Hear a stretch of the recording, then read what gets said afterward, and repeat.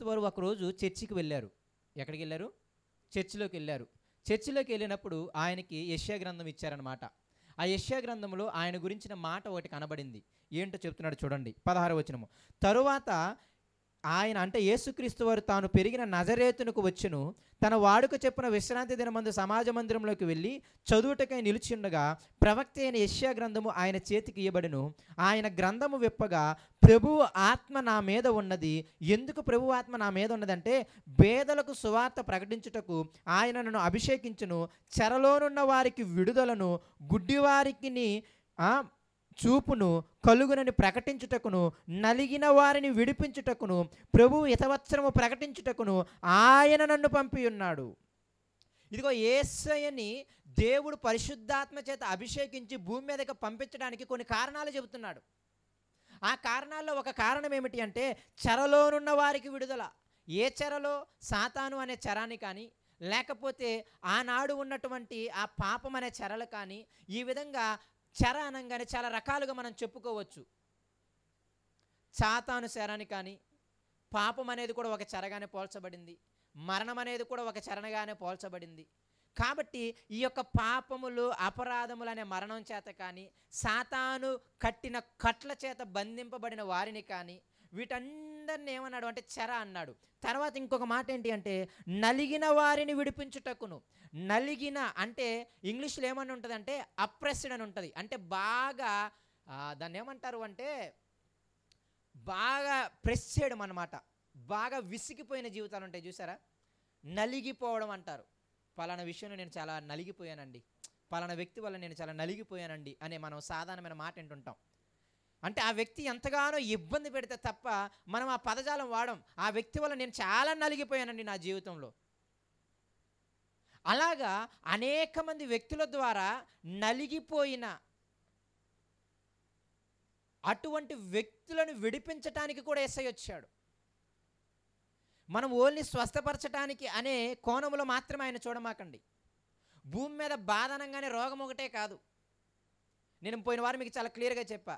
ఈరోజు మీరు అందరు శ్రమలు, అయ్యా ఏంటమ్మా నీ శ్రమ అని అడిగితే క్రైస్తవుల్లో 90% ఏం చెప్తారు అంటే, అయితే మా ఆయన బాగలేడు, మా భార్య బాగలేదు, లేకపోతే మా పిల్లలు బాగలేరని వ్యక్తుల గురించి చెప్పడమే శ్రమగా భావిస్తారు. గత వారం చాలా క్లియర్గా మీకు చెప్పాను. ఏంటమ్మా నీ బాధ, ఏంటమ్మా నీ శ్రమ అంటే వ్యక్తులు మారకపోవడమే ఎక్కువ శ్రమగా ఈరోజు సమాజంలో కనపడుతుంది. డబ్బు లేకపోవడం, రోగాలు, వీటిలో కనిపించే వాళ్ళు 10% మాత్రమే ఉంటారు. మీరు ఎక్కువగా 90% మందిని అమ్మా నీకున్న శ్రమ ఏంటమ్మా అని చెబితే ఇంట్లో ఏదో ఒక వ్యక్తి పేరు చెబుతారు. ఆ వ్యక్తి చేత నేను నలిగిపోయానని కానీ, నేను బాగా శ్రమపడ్డానని కానీ, చాలా వేదన అనుభవిస్తున్నానని కానీ చెబుతారు. అయితే నేను ఈ మాటలు ఎందుకు చెబుతున్నానంటే, మీకు యేసయ్య కీర్తుందే, ఆయన పేరు ప్రఖ్యాతులు ఈ ప్రాంతాలన్నిటికీ కూడా వ్యాపించింది. ఏమని వ్యాపించింది అంటే, ఆయన ఎటువంటి వేదనలైనా, ఎటువంటి చెరలైనా, ఎటువంటి సాతాను బంధకాలైనా, ఎటువంటి నలిగిన వేదన చెందిన లేకపోతే విసిగిపోయిన బ్రతుకులనైనా సరే ఆయన బాగు చేయగలడు అనే పేరు ఆయన గురించి మొత్తం మారుమరోగింది. అర్థమవుతుందా మీకు? అలా ఆయన కీర్తి ఆ యొక్క అన్ని ప్రాంతాలలో, యెరూషలేము, యోదయ, దెకపోలి, మళ్ళీ యోర్దానికి అవతలనున్న ఆ ప్రాంతాలకి అన్నిటికీ కూడా యేసయ్య పేరు మారుమరోగిపోయింది. అందుకే అనేక ప్రాంతాల నుండి ఈ నలిగిపోతున్న, వేదనలు అనుభవిస్తున్న, బాధలు అనుభవిస్తున్న వాళ్ళందరూ యేసయ్య దగ్గరికి వచ్చారు. అయితే యేసయ్య ఏమంటున్నాడు అంటే, నేను మంత్రం వేసి మిమ్మల్ని పోగొట్టేవాడిని కాదు. మీ వేదనలకి, మీ శ్రమలకి, మీ యొక్క వ్యక్తులు ఈ స్వభావాలు కలిగి ఉండటానికి కారణం ఏమిటి అని ఆయన అడిగితే, ఆయన వన్ ఆఫ్ ది రీజన్ ఏం చెప్తున్నాడు అంటే, కొన్ని కార్యకలాపాలు మీరు చేయటం. ఏంటంట? కొన్ని కార్యకలాపాలు మీరు చేయటం వల్ల మీరు వేదనలని, బాధలని, శ్రమలని, ఇదిగో సాతాను వేసిన ఆ బంధకాలు, త్రాగుడు, లేకపోతే ఇంకోటి చాలా బంధకాలు ఉన్నాయి. ధనాపేక్ష, లేకపోతే వ్యభిచారం, ఇలాంటి బంధకాలు, సాతాను కట్టిన కట్లు ఉన్నాయి చూసారా. స్వార్థము, మత్సరము ఇవన్నీ కూడా సాతాను కట్టిన కట్లు. ఇదంతా చెర. దీనివల్ల మనందరి జీవితాలు నలిగిపోయాయి. ఒక మనిషి స్వార్థము ఆ కుటుంబంలో అందరినీ నలిపేస్తుంది. అవునా కాదా? ఒక మనిషి యొక్క స్వార్థము ఆ కుటుంబంలో ఉన్న ప్రతి ఒక్కవే అందరినీ నలిపేస్తుంది. తండ్రి స్వార్థపడాడు అనుకోండి, యజమాని స్వార్థపడాడు అనుకోండి, ఆ భార్యకి కానీ ఆ పిల్లలకు కానీ తిండిలేమి, వస్త్రలేమి, చాలా బాధలు ఉంటాయి.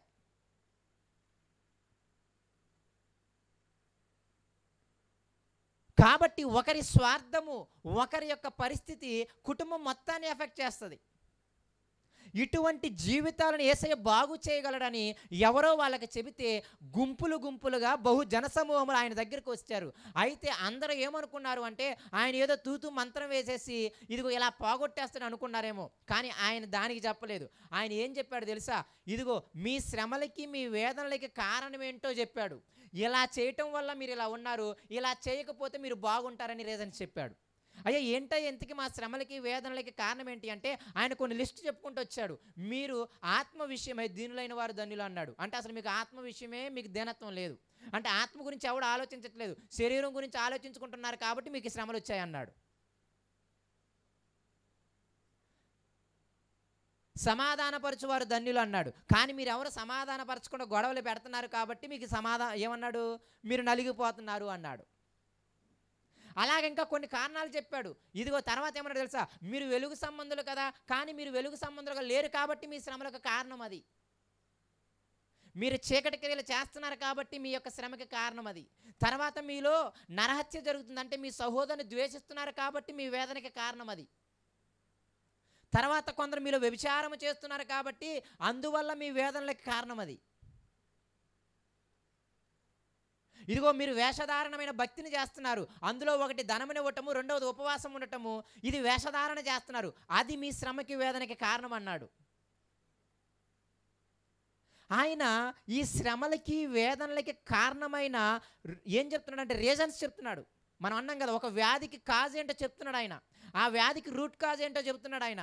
ఆ వ్యాధి ఎందుకు వచ్చిందో నువ్వేం చేసావో చెబుతున్నాడు ఆయన. నువ్వేం చేయడం వల్ల ఆ వ్యాధి వచ్చిందో ఆయన చెబుతున్నాడు.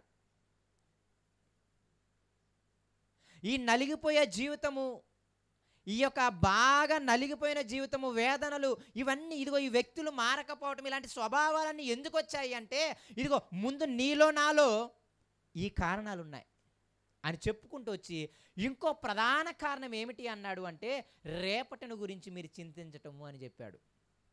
మీకు అర్థమవుతుందా? మీ శ్రమలకి, మీ వేదనలకి కారణం ఏంటో చెప్తున్నాడు ఆయన. వాళ్ళు శ్రమతో వచ్చారు, వేదనతో వచ్చారు, యేసయ్య బోధించడం ప్రారంభించాడు. వాళ్ళు దేంతో వచ్చారు? శ్రమ వేదనలతో వచ్చారు. యేసయ్య ఏం చేస్తున్నాడు? బోధ చేస్తున్నాడు. ఇదేం విచిత్రం చెప్పండి. అంటే బోధ వల్ల మాత్రమే అయిపోతాయి అని, అంతేనే కదా? ఒకవేళ తూతు మంత్రం అని అలా అంటే, లేకపోతే ఏసునామాలు అని ఉంటే ఏసే కూడా ఏసునామాలు అనేవాడేమో. అనడం తప్పు గురించి నేను అనటం లేదు, దయచేసి జ్ఞాపకం పెట్టుకోండి. శిష్యులు వీళ్ళందరి జీవిత చరిత్రలు మీరు చదవండి, అపోస్తలుల జీవిత చరిత్రలు మీరు చదవండి. వాళ్ళందరూ ఒక యేసునామం అనడంలో ఆగిపోలేదు, వాళ్ళందరూ సువార్త చాలా గట్టిగా ప్రకటించారు, వ్యక్తులను చాలా హెచ్చరించారు. తెలుసా? దీన్ని మనం హైలైట్ చేయటం లేదు. వాళ్ళు చాలా క్లియర్గా హెచ్చరించారు. మీరందరూ అపోస్తలుల కార్యాలు 11వ అధ్యాయం మీరు చదవండి. ఆదిమ సంఘముని చంపేస్తుంటే వాళ్ళు పారిపోతూ ఊరూరు వెళుతూ అంతియోకులో ఒక మంచి సంఘాన్ని ఏర్పరుస్తారు వాళ్ళు. ఇదిగో అంతియోకులో చాలా మంది నిన్ను విశ్వసించారు అని పేతురుకి కబురు పెడితే యెరూషలేముకి, అప్పుడు బర్నబాను పంపిస్తారు. ఎవరు? పేతురు గారు. అప్పుడు బర్నబా వచ్చి ఏం చేస్తాడు తెలుసా? మీరందరూ స్థిరముగా దేవుణ్ణి హత్తుకుని ఉండాలి అని హెచ్చరించును అని ఉంటుంది అక్కడ. వాళ్ళు ఓన్లీ యేసునామములో అన్న దాన్ని మనం హైలైట్ చేసాము, కానీ వాళ్ళు అక్కడ వ్యక్తులకి ఏం చెప్పారు అంటే ఇదిగో నీ బ్రతుకు ఇలా ఉండటం వల్ల నీకు ఇది కారణమమ్మా, నువ్వు త్వరగా నీ బ్రతుకును మానివేసుకుంటే నువ్వు బాగుంటుంది అని చెప్పారనమాట. దాన్ని మనం హైలైట్ చేయలేదు. పౌలుతో ఏమన్నాడు తెలుసా? ముందు త్వరగా ఎందుకు ఆలస్యం, వెళ్ళి నీ పాపాలను కడిగేసుకో, బాప్తిసం తీసుకుని అన్నాడు. ఆదిమ సంఘంతో ఏమన్నాడు? బాప్తిసం తీసుకున్నారు 3000 మంది. తర్వాత ఏమన్నాడు చెప్పండి? లోకానికి వేరై మూర్ఖులకి ఈ తరం వారికి వేరే మీరు రక్షణ పొందండి అన్నాడు. నేనేమంటున్నానంటే మన బాధలకి మన శ్రమలకి కొన్ని కారణాలు ఉన్నాయి. మనము పని చేయడం వల్ల మనకి ఈ బాధ, పలానా పని చేయకపోవడం వల్ల ఈ బాధ. ఇదిగో ఈ పని రేపటి గురించి చింతించటం వల్ల ఈ బాధ. ఇదిగో ఆయన రాజ్యాన్ని నీతిని వెతకకపోవడం వల్ల ఈ బాధ. ఒక పని చేయటం వల్ల ఇంకొక పని చేయకపోవడం వల్ల మన జీవితాలు ఇలా ఉన్నాయి. యేసే చాలా క్లియర్గా వచ్చిన జన సమూహానికి 3 అధ్యాయాలు బోధ చేస్తాడు.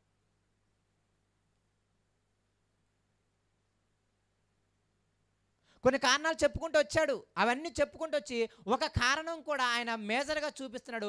ఆ కారణాల్లో ప్రధాన కారణం ఏంటంటే మీరందరూ రేపటిని గురించి చింతిస్తున్నారు. రేపటిని గురించి మీరు చింతిస్తున్నారు. అది మీ యొక్క శ్రమలకి వేదనలకి కారణము అని చెప్పాడు. మీ నలిగిన బ్రతుకులు జీవితాలకి కారణము అని చెప్పాడు. ఏంటయ్యా రేపటిని గురించి చింతించటం అని అంటే, మనము గత వారము ఒక మాట మాట్లాడుకొని ముగించేశాం. ఏంటి అంటే ధనమును సమకూర్చుకోవడం. రేపటిని గురించి చింతించడం అంటే అర్థం ఏంటి? ధనాన్ని సమకూర్చుకోవడం. అందుకే 6వ అధ్యాయం 19వ వచనంలో ఏమంటున్నాడో చూడండి. నేను చదువుతాను, మీరు ఆలకించండి చాలు, పోయిన వారం చదివాం కాబట్టి. 6వ అధ్యాయం 19వ వచనం.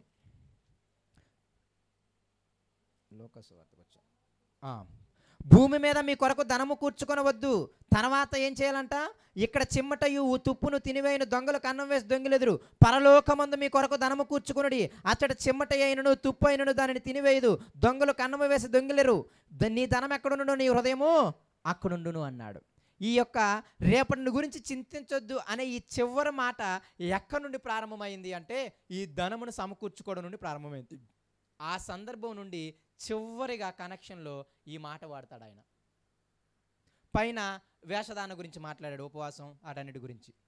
నేను కొన్ని రీజన్స్ చెప్పి, అందుకే మీకు వేదనలకి శ్రమలకి కొన్ని రీజన్స్ ఉన్నాయి. మీరు ఈ పనులు చేయడం వల్ల మీకు ఈ వేదనలు ఉన్నాయని మీకు చెప్పాను నేను అక్కడ ఉన్న విషయాలన్నీ కూడా. అందులో ఒక ప్రధానమైన విషయము రేపటిని గురించి చింతించటము. రేపటిని గురించి చింతించడం అంటే అర్థం ఏంటి అంటే ధనాన్ని సమకూర్చుకోవడం భూమి మీద. రేపటి గురించి చింతించడం అంటే అర్థం ఏంటంటే ధనాన్ని సమకూర్చుకోకపోవడం పరలోకంలో. లోకము పరలోకము ఈ రెండు ఉంటాయి, చాలా జ్ఞాపకం పెట్టుకోండి. లోకము పరలోకము అంటే ఒకటేమో శరీరానికి సంబంధించింది, ఒకటేమో దేవునికి సంబంధించింది. ఈ డివైడేషన్ కూడా జ్ఞాపకం ఉండాలి ఈ అధ్యాయంలో. అందుకే మీరు చూడండి, రేపటిని గురించి చింతించవద్దు అన్న మాటకి పై మాట ఏమన్నాడు చూడండి. ఆయన రాజ్యాన్ని నీతిని మొదట వెతకండి, వాటంతటా అవి మీకు వస్తాయని చెప్పి అప్పుడు ఈ మాట వాడతాడు, రేపటిని గురించి మీరు చింతించదు అని. అంటే ఒకటేమో దేవుని సంబంధం గురించి రాస్తున్నాడు, ఒకటేమో లోక సంబంధం గురించి రాస్తున్నాడు. ఈ డివైడేషన్ చాలా ప్రాముఖ్యం. భూ సంబంధమైన దాని గురించి ఒక దాని గురించి రాస్తున్నాడు, పర సంబంధమైన దాని గురించి ఒక దాని గురించి రాస్తున్నాడు, శరీర సంబంధమైన గురించి రాస్తున్నాడు, ఇదిగో ఆత్మ సంబంధమైన దాని గురించి రాస్తున్నాడు. అందుకే ఈ మాటను ఎక్కడ ప్రారంభించాడు అంటే ధనాన్ని మీరు భూమి మీద సమకూర్చుకోవద్దు, మీరు ధనాన్ని ఎక్కడ కూర్చుకోవాలి? పరలోకంలో కూర్చుకోవాలి. పరలోకంలో ధనం కూర్చుకోవడం అంటే ఏంటయ్యా, అది తర్వాత ఆలోచిద్దాం, ఇప్పుడు దాని గురించి మ్యాటర్ కాదు. అయితే ధనాన్ని కూర్చుకోవటము, ధనాన్ని సమకూర్చుకోవడం, ధనవంతులను చింత అనట్లేదు ఆయన. ధనాన్ని కూర్చుకోవాలని ఆశ ఉన్నోళ్ళని రేపటి గురించి చింతించడం అంటున్నారు. వీళ్ళు ధనవంతులు కాదు మీరు అనుకుంటున్నారేమో, ధనం ఉన్నోళ్ళు అని మీరు ఆలోచన చేస్తున్నారేమో. యేసుని వెంబడించిన వాళ్ళు ధనం ఉన్న వాళ్ళు పెద్ద ఎవరూ లేరు. కానీ వీళ్ళకి ఏం ఆలోచన ఉంటుందో తెలుసా? మీరు అనొచ్చు మేము పెద్ద ధనవంతులం కాదు కదా అని. ఇక్కడ కూడా వీళ్ళు కూడా ధనవంతులు కాదు, కానీ ప్రతి ఒక్కడిలో ఉండే ఆలోచన ఏంటి తెలుసా? ధనవంతుడికే ఉండదు ఆలోచన ధనాన్ని సమకూర్చుకుందని. ఆడు గాలికి ఎదిలినట్టు వదిలేస్తాడు డబ్బుల్ని. నిజమే, ధనం లేనోడు, లేకపోతే యావరేజ్గా ఉన్నోడు, లేకపోతే అబోవ్ యావరేజ్గా ఉన్నాడు, వాడు మాత్రం ఎప్పుడు ఆలోచిస్తుంటాడు ధనాన్ని సమకూర్చడానికి. ఆ థాట్ ప్రాసెస్ గురించి మాట్లాడుతున్నాడు ఇక్కడ. ధనాన్ని భూమి మీద సమకూర్చుకోవద్దు అంటే వీళ్ళందరూ ఏం చేస్తున్నారు అంటే రేపటి గురించి చింతిస్తూ ధనాన్ని సమకూర్చుకోవడానికి ప్లాన్స్ వేస్తున్నారు. ధనవంతులు అని కాదు అక్కడ ఉద్దేశం, ధనాన్ని సంపాదించడానికి మాత్రం మంచి ప్లానింగ్ ఉంటుంది. తర్వాత మీరు అనొచ్చు, ఈ ధనం ఏంటయ్యా, ధనాన్ని కూర్చుకోవడం అంటే ఏంటయ్యా అని అడిగితే ఇక్కడ మళ్ళీ దాని గురించి మాట్లాడితే ఏమంటున్నాడంటే, ఏమి తిందుమో, ఏమి త్రాగుదమో, ఏమి ధరించుకుందమో అని ఆలోచించటమే భూమి మీద ధనాన్ని సమకూర్చుకోవడం. అందుకే మీరు 25వ వచనంలో నేను చూడండి, అందువలన నేను మీతో చెప్పున్నదేమనగా, ఏమి తిందుమో, ఏమి త్రాగుదమో అని మీ ప్రాణమును గూర్చి అయినను, ఏమి ధరించుకుందామో అని మీ దేహమును గూర్చి అయినను చింతింపకుడి. ఆహారము కంటే ప్రాణమును, వస్త్రము కంటే దేహమును గొప్పవి కావా. ధనాన్ని సమకూర్చుకోవడం అంటే అర్థం ఏంటి అంటే, ఇదిగో నేను ఏం తినాలా, ఏమి ధరించుకోవాలా, ఏమి త్రాగాలా అని చెప్పి 10 సంవత్సరాలకు ముందే ప్లాన్ వేస్తాడంట.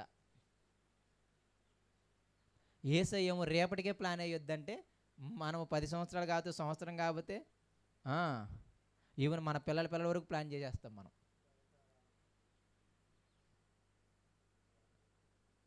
అదే నీ వేదనకి కారణము అంటాడు ఆయన. అదే నీ శ్రమకి కారణము అంటాడు ఆయన. అలాని సంపాదించక్కర్లేదా, అది తర్వాత కాన్సెప్ట్. కానీ మీరు ఆలోచించండి, బ్యాలెన్సింగ్ నేను చెబుతాను తర్వాత. కానీ మీరు ఆలోచించాల్సిన విషయం ఏంటంటే, ధనాన్ని సమకూర్చుకోవడం అంటే అర్థం ఏంటి అంటే, ఏమి తిందుమా, ఏమి త్రాగుదమా, ఏమి ధరించుకుందామా అని ఈ 3 విషయాల గురించి తెగ ఆరాటపడి వాడు చేసే పనంతా కూడా ఈ 3 గురించే చేస్తుంటాడు.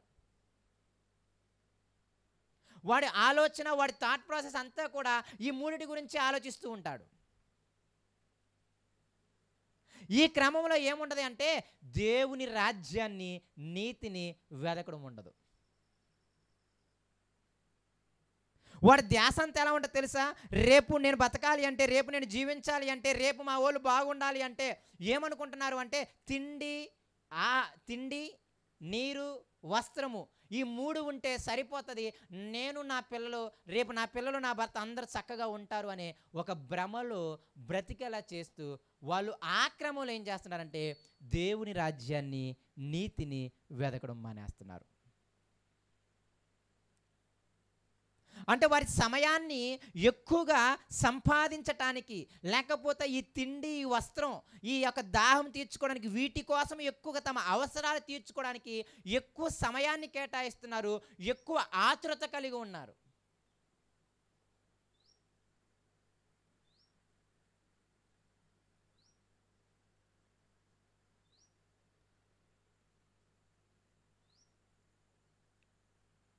ఇప్పుడు నేను మిమ్మల్ని అడుగుతాను,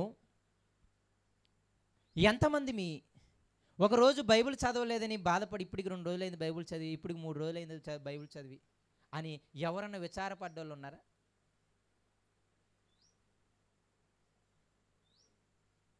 విచారపడిన నీవు నేను తర్వాత బాగా చదివిన వాళ్ళని ఎవరైనా ఉన్నామా?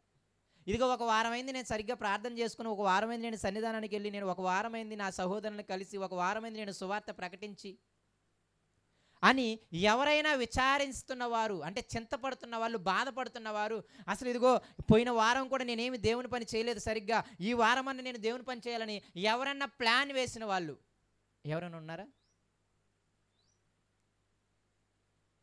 అదే ఆయన చెప్పేది. ఆయన రాజ్యాన్ని, ఆయన నీతిని వెతికే క్రమంలో స్లో అయిపోయారు. ఆయన రాజ్యాన్ని, నీతిని వెతకడం అంటే అర్థం ఏంటనుకుంటున్నారు?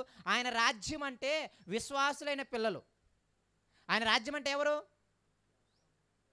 విశ్వాసులైన పిల్లలు. ఇదిగో అపోస్తులు ఆయన రాజ్యం, ఆ 3000 మంది సంఘం ఆయన రాజ్యం, తర్వాత సంఘంలో ఉన్న వాళ్ళందరూ ఆయన రాజ్యం కదా. వాళ్ళు ఏమేమి చేశారో వాటిని గురించి ఆలోచిస్తూ ఉండడాన్ని ఆయన ఏమంటాడంటే రాజ్యాన్ని, నీతిని వెతకడం అంటాడు. అంటే ఒక విశ్వాసికి, ఒక దేవుణ్ణి వెంబడించే ఒక దేవుని పిల్లవానికి, దేవుని కుమారునికి, కుమార్తెకి ఆయన అప్పగించిన పనులున్నాయే, ఆయన అప్పగించిన బాధ్యతలున్నాయే, వాటన్నిటిని నెరవేర్చడానికి ఎవరైతే విచారిస్తుంటారో వాళ్ళని దేవుని రాజ్యాన్ని, నీతిని వెతకడం అని అన్నాడు.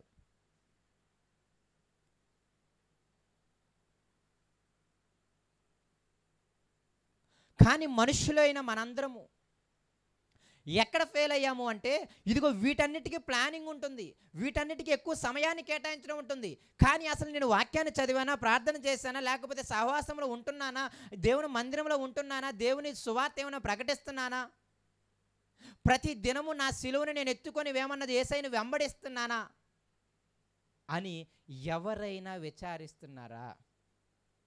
విచారించిన నీవు నేను రేపటి నుండి ఇదిగో ఈ నెలంతా నా ప్లానింగ్ ఇది దేవునిలో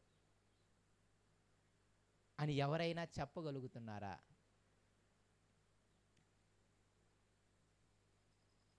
అదే రేపటిని గురించి చింతిస్తూ ఆయన రాజ్యాన్ని, నీతిని వెతకడం మానివేయడము అంటే.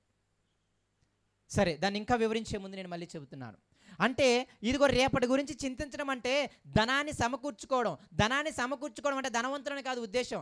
ఎవరైతే తిండి, బట్ట వీటి కోసం ఎక్కువగా చింతిస్తారో వాళ్ళే ధనాన్ని భూమి మీద సమకూర్చుకునే వాళ్ళు.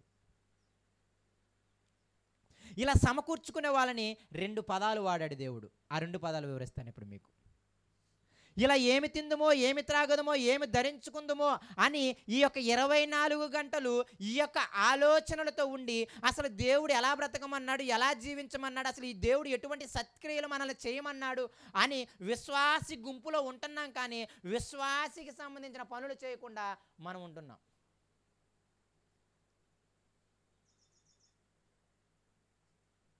ఇలా ఆలోచించే వారిని ఆయన 2 పదాలు అన్నాడు. ఒకటి ఏంటంటే అన్యులు వీటి కోసము విచారింతురు అన్నాడు.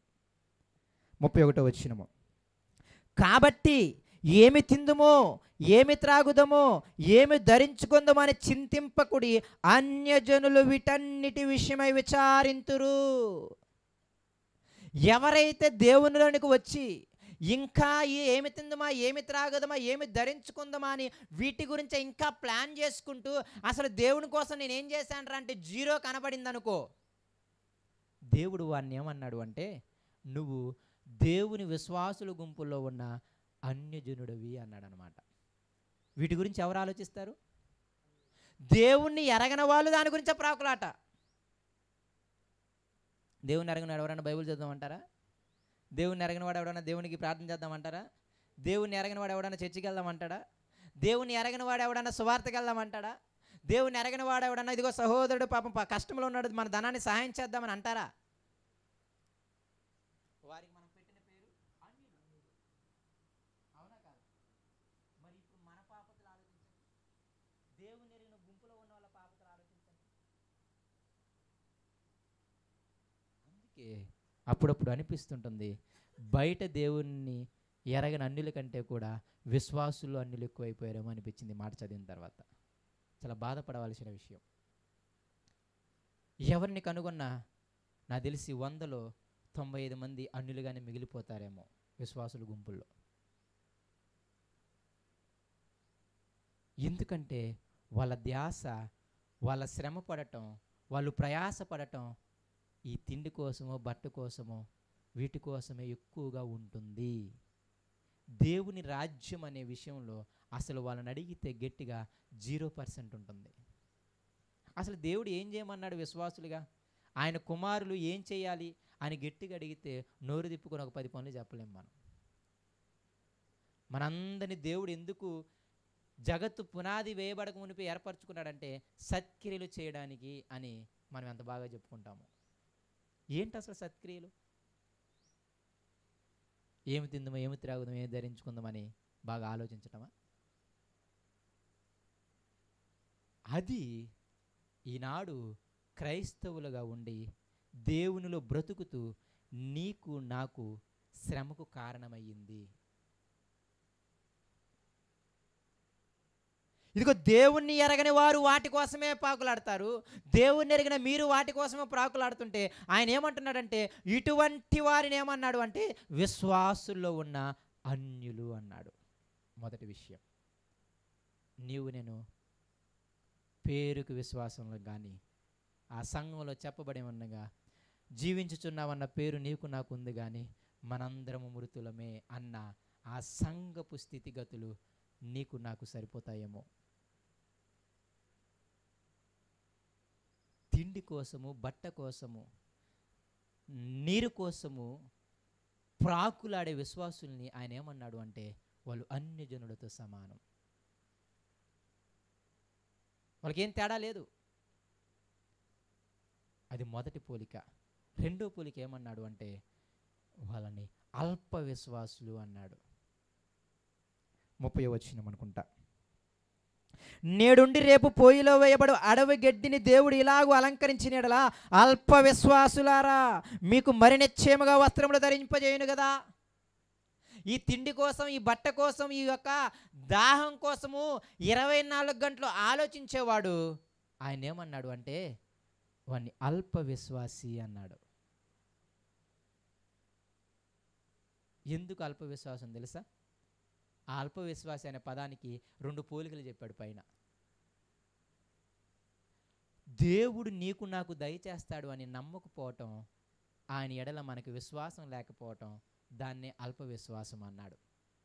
ఆ అల్ప విశ్వాసమైన మాటకి ముందు 2 పోలికలు పోల్చాడు.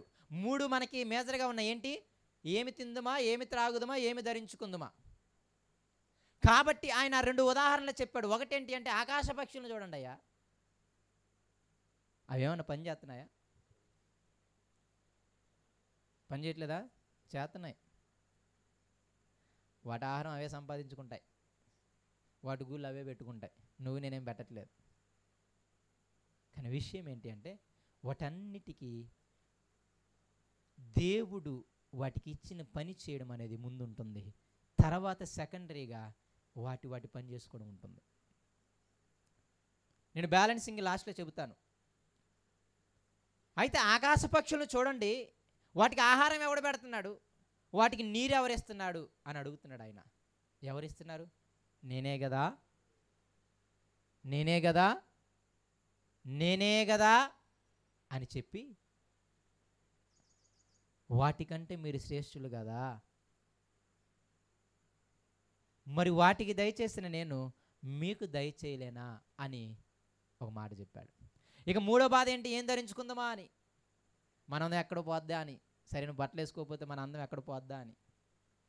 దానికి పోలిక ఏం చెప్పాడు తెలుసా? అడవి పువ్వుని చెప్పాడు. అడవిలో ఉన్న పువ్వులను చూడండి అయ్యా, ఎంత అందంగా ఉంటాయో. ఒక్కొక్క పువ్వుని మీరు చక్కగా చూసినప్పుడు ఎంత ముద్దుగా అనిపిస్తుందో. ఆ పువ్వుకి ఇచ్చిన అందము సొలొమోను కూడా అంతలాగా అలంకరించబడలేదంట. సొలొమోను చాలా ధనవంతుడు కదా, ఆయన నాకు తెలిసి మంచి విలువగల వస్త్రాలు వేసుకుని ఉంటాడు కదా, మంచి విలువగల వస్త్రాలు వేసుకుని ఉంటాడు. ఎందుకంటే భూమి మీద ఆయన అంత ధనవంతుడు అవ్వలేడు ఆ కాలంలో.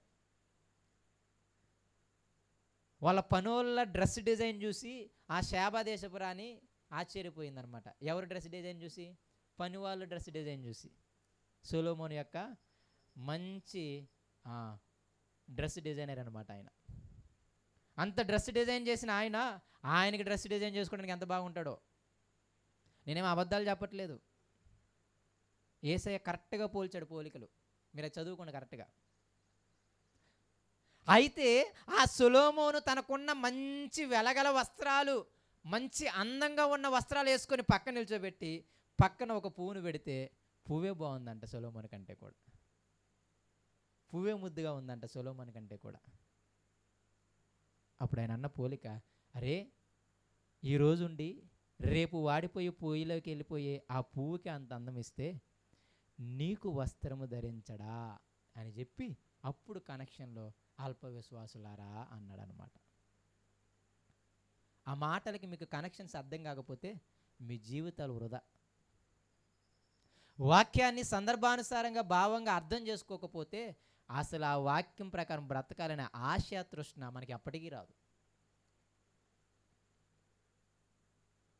ఎంత చక్కని పోలికలో చూడండి. మన ప్రాబ్లమ్స్ ఏం తిందామా, ఏం త్రాగుదామా, ఏం ధరించుకుందామా.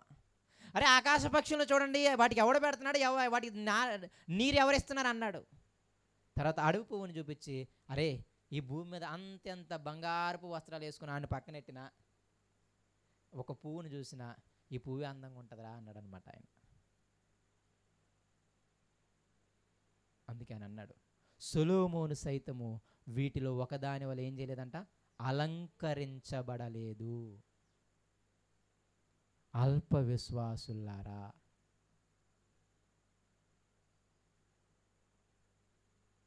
అంటే బేసిక్గా ఆహారము వస్త్రము దేవుడు దయచేసే దానమని మర్చిపోయాం మనం. మన కష్టార్జితం, మనం బలం, మన కష్టపడితే వచ్చేదనే స్థితికి క్రైస్తవులు వెళ్ళడం వల్ల ఈరోజు ఏమైంది అంటే ఇటువంటి స్థితి అయింది. బయట చెబుతుంటారు ఎంత హార్డ్ వర్క్ చేస్తే అంత బాగా బతుకుతాము అని. ఆ పదాలు దేవుడు లేకుండా వ్యర్థమైపోతాయి.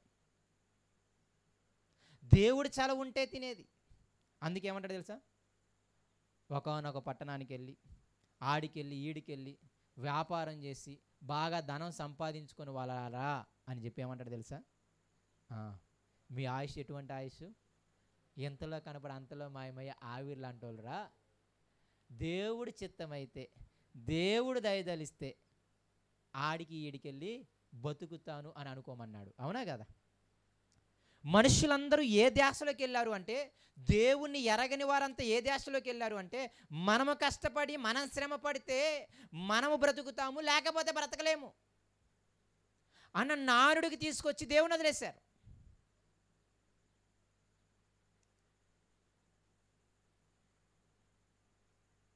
కానీ దేవుడు ఇవన్నీ ఇస్తున్నాడని మనము మర్చిపోయాం.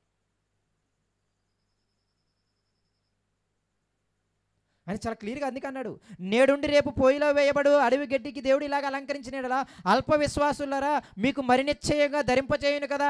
32వ వచనం, ఇవన్నీ మీకు కావాలని మీ పరలోకపు తండ్రికి మీకు తెలియదా? తెలిసినా తెలియదు అన్నాడా? మీ సావు మీరు సావంటే నాకు తెలియదు అన్నాడు దేవుడు. ఏమన్నా ఎంత డైరెక్ట్ మాట తెలుసా? అరే మీకు తిండి కావాలని, మీకు దాహం తీర్చడానికి వాటర్ కావాలి అని, మీరు ధరించుకోవడానికి వస్త్రం కావాలి అని తండ్రికి తెలుసు. సాతాను భ్రమపడత తప్ప వస్త్రాలు ఇవ్వదు. సిగ్గొచ్చినప్పుడు వాళ్ళకు వస్త్రాలు ఇచ్చింది దేవుడే, సాతాను ఇవ్వలేదు. ఎంత సిగ్గు చేయటం మొదటి మాట చదివితే. అరే దేవుడు అన్నీ ఇచ్చేవాడు, సాతాను అంతా మోసం చేసేవాడు. అరే ఇది నీకు అవసరమని సాతాను తెలియజేస్తుంది కానీ అవసరం తీర్చదు. అది అంత చేసినప్పుడు బట్టలు ఇచ్చి వెళ్ళొచ్చుగా సాతాను. మళ్ళీ ఎవరిచ్చాడు బట్టలు? దేవుడే ఇచ్చాడు. ఏం రుజువు చేస్తుంది? ప్రతిదీ దేవుడే దయచేస్తాడు అని. మీకు అర్థమవటం లేదు.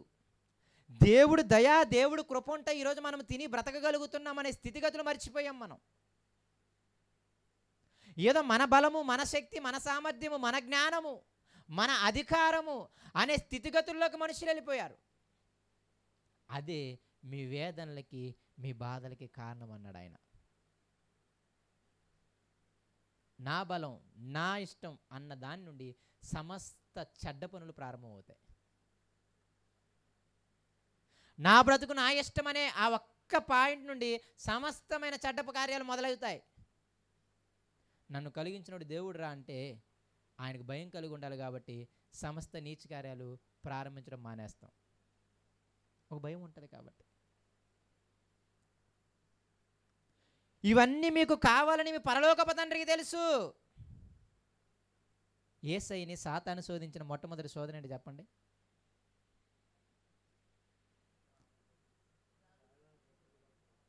ఈ రాళ్ళని.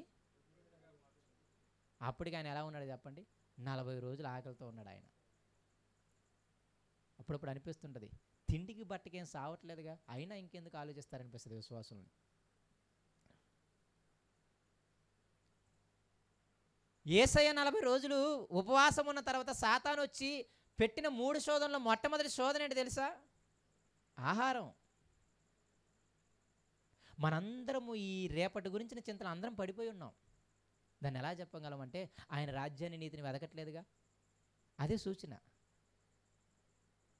మీరందరూ ఏమనుకుంటారంటే నేను ధనవంతుని కాదు, పెద్ద నాకేమీ లేదు, ఏదో రోజు ఏ రోజుకి కావాల్సిన ఆ రోజు సంపాదించుకుంటున్నాను మీరు అనుకుంటున్నారు. కానీ అలా అనుకునేవాడు దేవుని రాజ్యాన్ని, నీతిని వెతుకుతాడు. దేవుడు అప్పగించిన పనులు చేస్తాడు. తన సిలువను ఎత్తుకొని ప్రతిదినం ఏం చేస్తాడు? యేసేని వెంబడిస్తాడు. యేసే చెప్పిన కార్యకలాపాలు చేస్తాడు. ఏం చేస్తున్నారని మీరు ఒకసారి ఆలోచించండి. మనకు తెలియకుండా ఈ రేపటి గురించిన చింతలు పడిపోయాం. కానీ ఈ రేపటి గురించి చింత పడకూడదు అన్న మాట మనకు అర్థం కాలేదంతే. కానీ మనందరికీ తెలియకుండా మనందరం ఇప్పుడు ఏ వెంపర్లాల్లో ఉన్నామంటే రేపటి గురించి చింతించడం అనే వెంపంటాల్లో ఉన్నాం.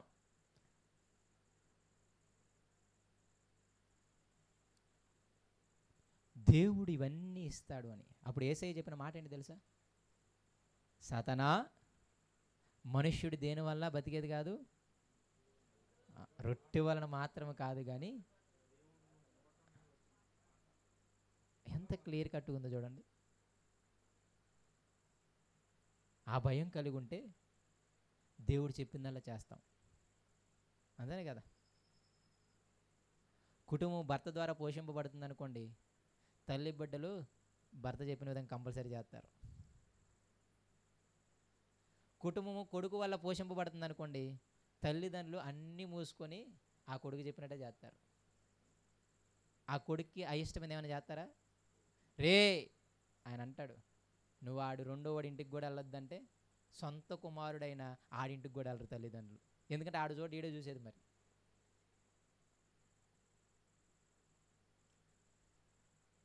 మన అవసరాలన్నీ తీర్చేవాడు, మనల్ని చూసుకునేవాడు ఎవడని అర్థమవుతుందో అప్పుడు వాడి కార్యకలాపాలు చేయడం స్టార్ట్ చేస్తాం. ఆయన ఎలా ఉండమన్నాడు, ఎలా బ్రతకమన్నాడు, ఎలా చేయమన్నాడు, ఇవిటే చేస్తాం. ఆ లెక్కన ఆలోచిస్తే దేవుడు కాదు మమ్మల్ని పోషించేది, మాకు మేమే పోషించుకునే వాళ్ళం అన్నారనమాట.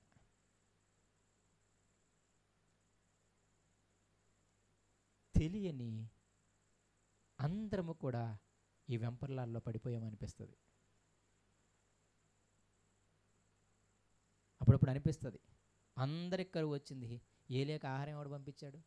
చరిత్రలో ఎంత క్లియర్ రుజువులు ఉన్నాయి తెలుసా?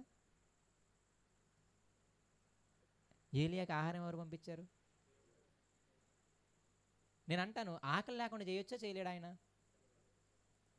చేయగలరా లేదా? కానీ ఎందుకు మళ్ళీ ఆహారం పంపించాల్సి వచ్చిందంటే ఆయన ఒక రూల్ పెట్టాడు, ఆహారం ద్వారా నువ్వు ఆకలి తీర్చుకోవాలి అని. దాన్ని నేను ప్రొవైడ్ చేస్తా, అది నాకు పెద్ద అసాధ్యమేం కాదు. రాళ్ళతో ఏం చేయగలను నేను? బేసిక్గా రొట్టెలు చేయాలంటే ఏం చేయాలి చెప్పండి? దున్నాలి, గోధుమ వేయాలి, పెంచాలి, మళ్ళీ మిల్లాడించాలి, తర్వాత పిసకాలి, కాల్చాలి, అప్పుడు కానీ బతకలేం. మొన్న ఎప్పుడు అన్నాడు అనమాట, ఆయన ఏం చేశాడు? రొట్టె కదా తెచ్చింది. ఎవరో ఒక అన్నయ్య అన్నట్టున్నారు, బర్గర్ ఆ రోజుల్లోనే ఉందంట, మాంసము రొట్టెల మధ్యలో పెట్టించాడే లేదా? బర్గర్ ఆ రోజుల్లోనే ఉందంట. ఎవరు అన్నారు అనమాట. చాలా నవ్వు వచ్చింది అప్పుడు ఫస్ట్ టైం విన్నప్పుడు. కానీ విషయం ఏంటి అంటే అవసరాలు తీరుస్తానన్నాడు. ఇవి మీకు అవసరం లేకుండా నేను చేస్తాను అనలేదు ఆయన. ఇవన్నీ మీకు కావాలని ఆయనకి తెలుసు. మీరు చేసే కష్టంతో మీకు ఉన్న దాంట్లో వాటన్నిటిని సరిపోయేలా నేను చేస్తా. అది దేవుడు ప్రాసెస్. ఆ సారేపతి వెధవరాలి స్థితి చూడండి. అరే ఇవన్నీ ఏంటి సూచన? దేవుడు నన్ను బతికిస్తున్నాడు. ఈ ఆహారము, ఈ రొట్టె, వీటితో కాదు నేను బ్రతికేది. ఆ దేవుడు మాట ఇవ్వడం వల్ల, ఆ మాట వల్ల ఆ కాకులు తెచ్చి ఈ ఆహారాన్ని ఇవ్వడం వల్ల నేను బతికా. మనిషి ప్రారంభం నుండి మర్చిపోయేది ఏంటంటే దేవుడి దయ వల్ల మనము బ్రతుకుతున్నామని మర్చిపోయాం.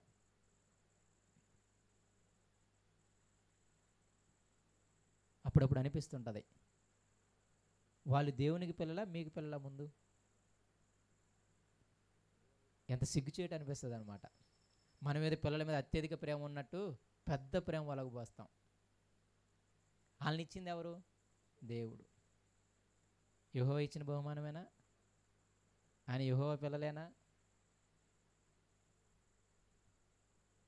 మరి అంత క్లియర్గా ఉన్నప్పుడు మనమేదో ఆయన కంటే ఎక్కువ ప్రేమగా చూపించుకున్నట్టు మనం చాలా ప్లాన్లు చేస్తామన్నమాట. ఎప్పుడైతే దేవుణ్ణి నేర్పించటం, దేవునికి భయపడటం పిల్లలకి ఆపేశామో ఆ రోజే మీరందరూ మీ పిల్లల జీవితాలను నాశనం చేసిన వాళ్ళు.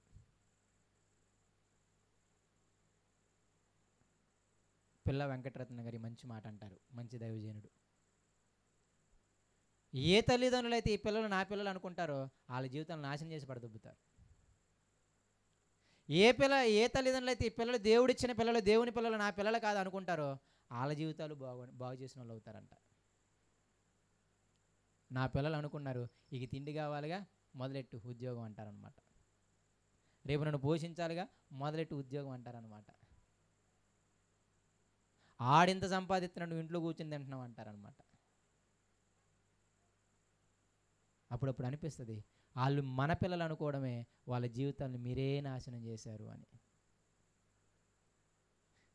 అందుకే యేసు చాలా క్లియర్గా చెప్పిన మాట, మీ నాశనానికి మీరే పాత్రులు, మీ వేదనలకి మీరే పాత్రులు. మీకు ఏమి తిందుమో, ఏమి త్రాగుదో, ఏమి ధరించుకుందామో ఆశ వాళ్ళను కూడా దాని మీదే ధ్యాస పెట్టించాలి. మీరు చేస్తారు. ఏ స్థితిలో ఉన్నవాడు ఆ స్థితిలో సంతోషించడం మానేశారు. ఆ రోమపత్రికలో ఆ మాట అర్థం ఏంటి చెప్పండి? యజమానులుగా పిలువబడితే యజమానులుగానే ఉండండి, పనులుగా పిలువబడితే పనులుగానే ఉండండి. ఏ స్థితిలో పిలువబడితే ఆ స్థితిలో మీరు ఏం చేయాలంట? సంతోషించి ఆయన్ని ఘనపరచడం నేర్చుకోమన్నాడు. అంతే తప్ప మేము ఒకడికి కింద ఉన్నాం, ఆడు యజమానుడిగా ఉన్నాడు, నేను ఆడికి లోబడ్డం ఏంటి, నేను ఆడితో పాటు ఈక్వల్ అయిపోతాను. దేవుని నుండి ఈక్వల్ అయితే ఇబ్బంది ఏం కాదు. ఆ ఈక్వల్ అయ్యే క్రమంలో దేవుడిని వదిలేస్తాం.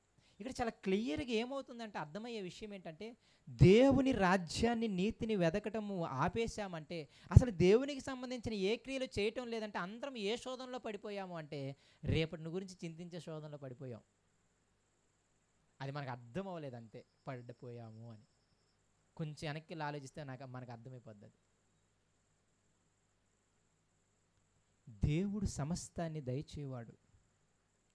ప్రారంభం నుండి ఆయన అదే చెబుతున్నాడు. అందుకే భక్తులు అన్నారు, నా తల్లి గర్భంలో ఉన్న మొదలుకొని నా ప్రాపకుడు ఎవరు, నాకు భోజనం పెట్టింది నువ్వేనయ్యా అంటాడు అనమాట దావీదు భక్తుడు.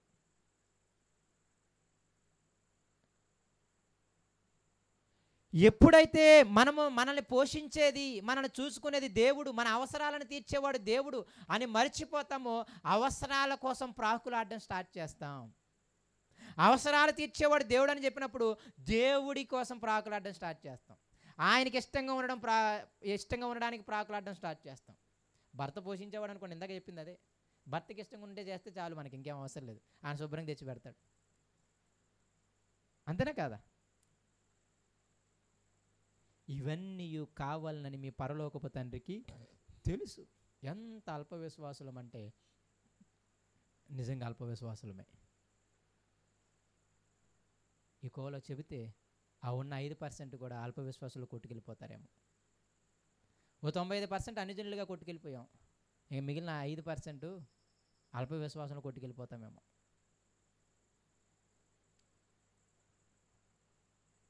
అప్పుడప్పుడు అనిపిస్తుంది కోత విస్తారమే. కోత ఎప్పటికీ విస్తారమే.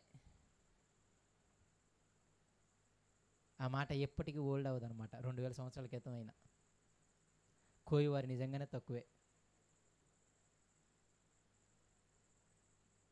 ఈ అధ్యాయాన్ని ధ్యానించినప్పుడు, ఆయన ఉద్దేశాలను అర్థం చేసుకున్నప్పుడు, అసలు ఎటువంటి ప్రజలతో ఆయన చెబుతున్నాడు, ఎటువంటి హృదయం కలిగిన ప్రజలతో చెబుతున్నాడు అంటే వాళ్ళంతా భూమి మీద ధనం సమకూర్చుకుందామని హృదయంతో ఉన్నారు. వాళ్ళంతా భూమి మీద ధనం సమకూర్చుకుందామనే స్థితిలో ఉన్నారు వాళ్ళంతా. అది మీ శ్రమకి వేదనకి కారణం అన్నాడు ఆయన. ఎప్పుడైతే మనము కష్టార్జితాన్ని పెట్టుకొని దేవుని విడిచిపెడతామో, తర్వాత మాట చూడండి, 6వ అధ్యాయంకి రండి.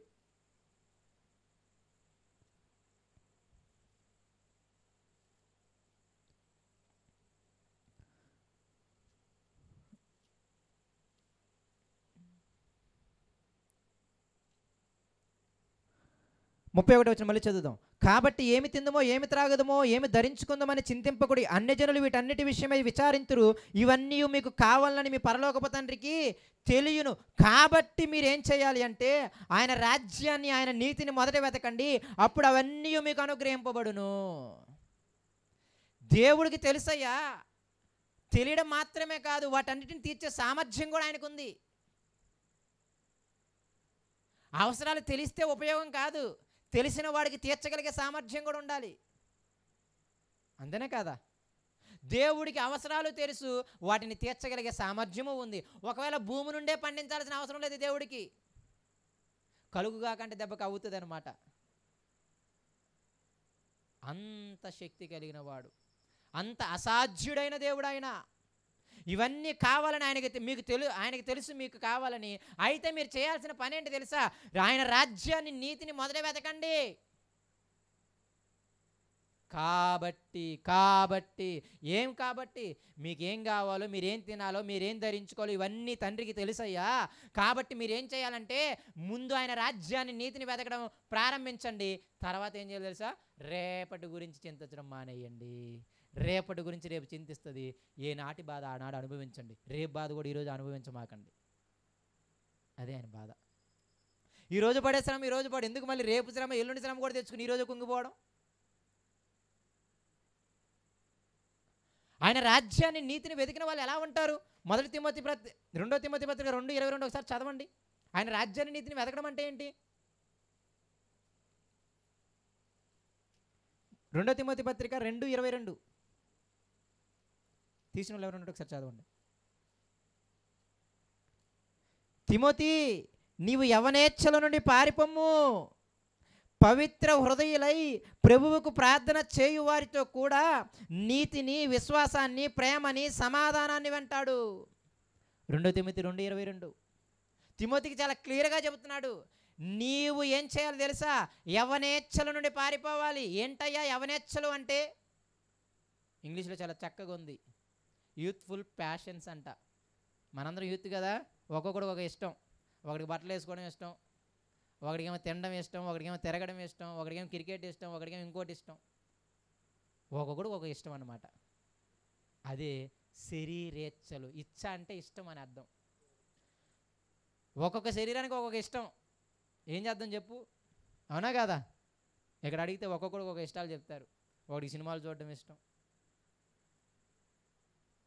అయితే తిమోతితో చెప్పే మాట ఏంటి తెలుసా? ఆయన కూడా ఒక యవనస్తుడే, అందుకే చాలా క్లియర్గా చెప్తున్నాడు దేవుడు. పౌలు గారు ఏమంటున్నారు తెలుసా ఆయనతో? ముందు నీ యవనేచ్ఛల నుండి పారిపోవాలి. నీ శరీర ఇచ్చలున్నాయే వాటికి ఇష్టమయ్యా మితంగా బతకడం నేర్చుకోవాలి. మనం కంపల్సరీగా చెప్తున్నాడు, మితంగా బతకడం నేర్చుకోవాల్సిందే. ఉన్నదానిలో సంతృప్తి పడడం నేర్చుకోవాల్సిందే.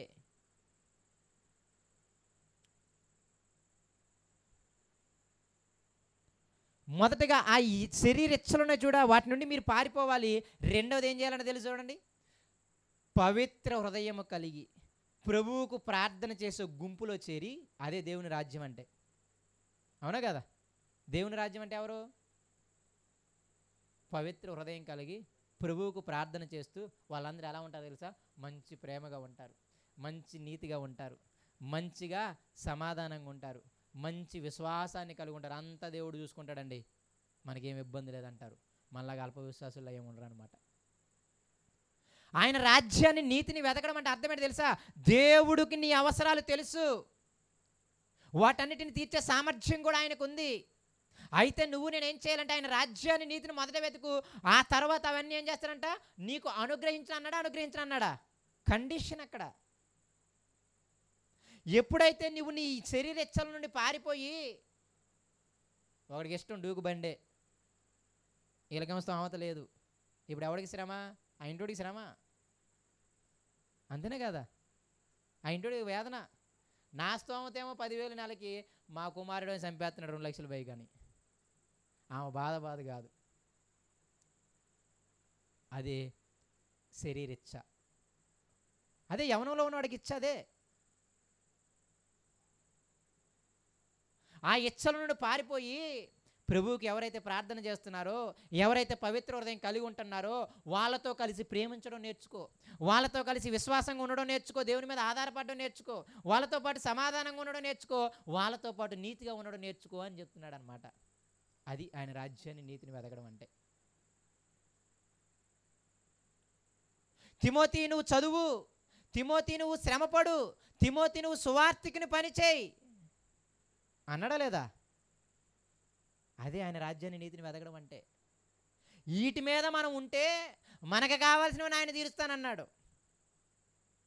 ఎవడం చదువుతున్నాం, ఎవడం శ్రమ పడుతున్నాం, ఎవడం సువార్త చేస్తున్నాం, మనం రావడమే పెద్ద ఘనమైపోయింది జీవితాల్లో.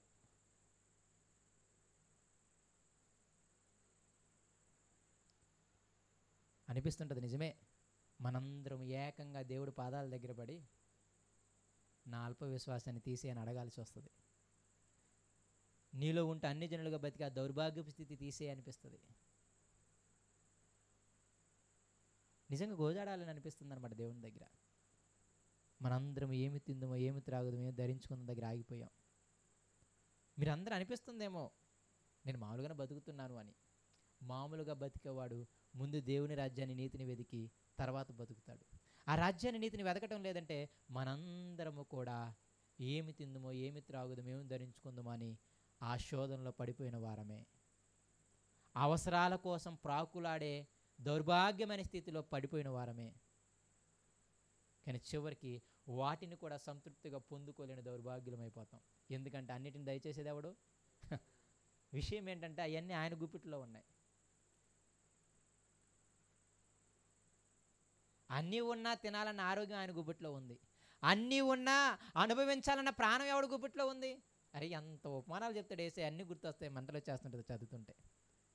ఒకడికి బాగా ధనవంతుడు, ఆడు అనుకుంటున్నాడంట నా ప్రాణంతో, ప్రాణమా తినుము సుఖించుము.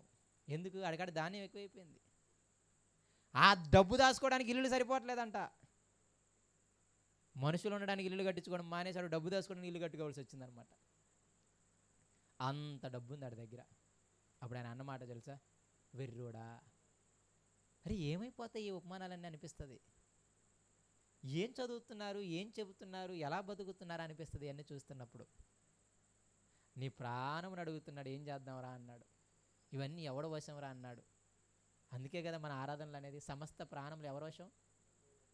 అరే నీకు ఇన్నున్నా రేపు తినాలంటే ముందు ప్రాణం ఉండాలి. అది తీసేస్తే ఏం చేద్దాం చెప్పు?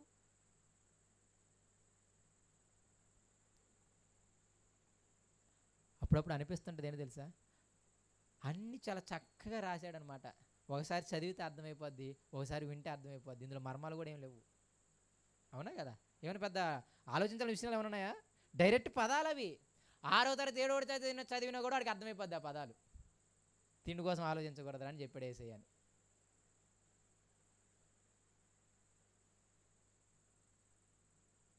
ఆలోచిస్తున్నామా? ప్రాణములు ఆయన వశము. ఆ ధనవంతుడి గురించి ఆయన వెంబడిస్తున్న అపోస్తులతో చెప్పిన మాట, అది శిష్యులతో చెప్పిన మాట. ఒకటి కలిమి విస్తరించడం ఒకడికి మేలు కాదయ్యా, జీవానికి మూలం కాదయ్యా అని చెప్పి ఆ శిష్యులకి ఎగ్జాంపుల్ చెప్పాడు. పైన సందర్భం ఏంటి తెలుసా? ఏంటి సందర్భం? యేసయ్య అంత క్లియర్గా బోధ చేస్తుంటే లోకాసువార్తలో ఒక లేసి ఏమన్నాడు తెలుసా? అన్ని మాటలు అయిపోయిన తర్వాత నాకు మా అన్నకి ఆస్తి పంచి పెట్టాను అడిగాడు. పైన ఆయన ఏం చెప్తున్నాడో తెలుసా? మీరెవరికి భయపడాలో చెప్తానంటాడు. మీరెవరికి భయపడాలో తెలుసా? శరీరాన్ని చంపి ఆత్మని ఏమీ చేయలేని వీళ్ళకి భయపడ మాకు. శరీరాన్ని ఆత్మని నరకంలో పడేసే దేవునికి భయపడు.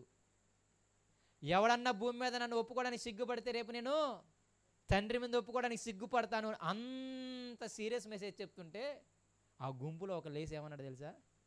నాకు మా అన్నయ్యకి తగాదా ఉంది, తొందరగా తీర్చొచ్చు అన్నాడు. మెంటలు వచ్చింది యేసయ్యకి. ఓయి ఎవడరా అసలు నిన్ను అడిగింది? ఎవడు నన్ను తీర్పుడుగా పెట్టింది? నా పని మీ ఆస్తులు పంచిపెట్టడం అనుకున్నావా అని చెప్పి ఆ వదిలేసి శిష్యుల వైపు తిరిగాడు అనమాట.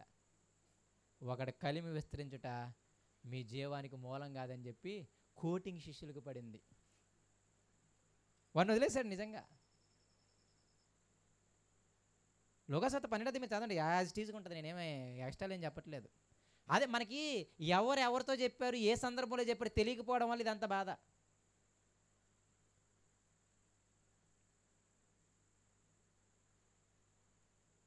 బతకడం నేర్చుకోండి, తర్వాత అవన్నీ జరిగిపోతాయి.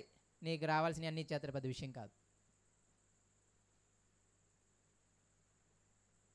మనల్ని ప్రాణం ఉంచింది దేవుడు. ఆ ప్రాణము తీర్చబడటానికి కావాల్సిన ఆహారము వస్త్రము అన్నీ ఇచ్చేది ఆయన.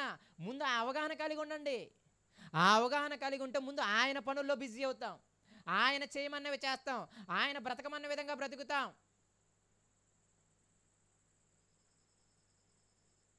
లోకాసువార్త 9వ అధ్యాయం 23వ వచనము.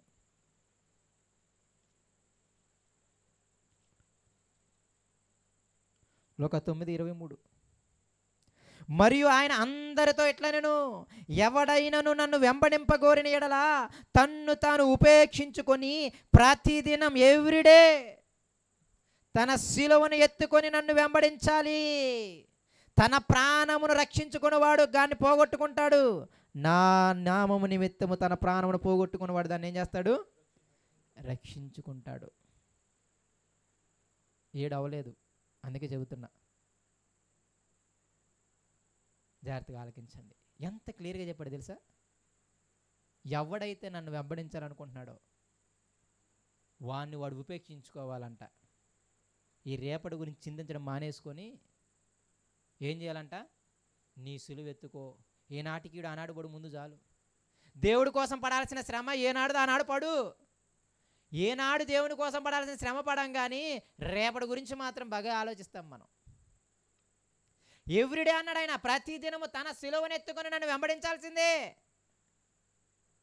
అందుకే తిమోతికి చాలా క్లియర్గా చెప్పాడు, ఎవరైతే పవిత్ర హృదయం కలిగి ప్రభువుకు ప్రార్థన చేస్తారో వాళ్ళతో పాటు నువ్వు నీతిగా ఉండడం నేర్చుకో, ప్రేమగా ఉండడం నేర్చుకో, విశ్వాసంగా ఉండడం నేర్చుకో, దేవుని మీద ఆధారపడడం నేర్చుకో, సమాధానంగా ఉండడం నేర్చుకో, వాళ్ళతో పాటు వాక్యం చదవడం నేర్చుకో, వాళ్ళతో పాటు శ్రమ పడడం నేర్చుకో, వాళ్ళతో పాటు సువార్త చేయడం నేర్చుకో,